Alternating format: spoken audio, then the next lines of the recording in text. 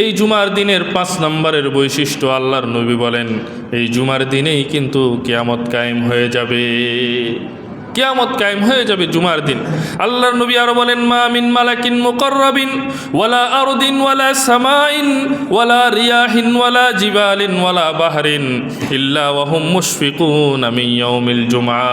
নবীজি সাল্লাল্লাহু আলাইহি ওয়াসাল্লাম বলেন, আল্লাহ তাআলার নিকটবর্তী যেই সকল ফেরেশতারা তারাও জুমার দিন ভীত সন্তুষ্ট থাকে, কারণ জুমার দিন কিয়ামত কায়েম হয়ে যাবে।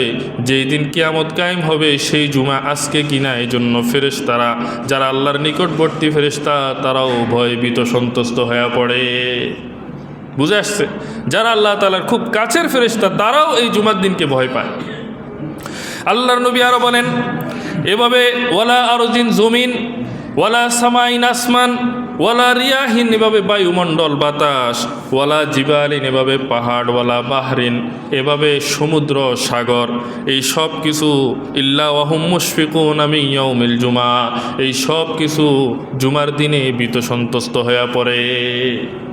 আকাশ, জমিন, আসমান, পৃথিবী, বায়ুমণ্ডল এভাবে সাগর, নদী, পাহাড় সব কিছু জুমার দিনে ভীত সন্তুষ্ট থাকে যে আজকে জুমাতেই নাকি আবার কিয়ামত কায়েম হয়ে যাবে।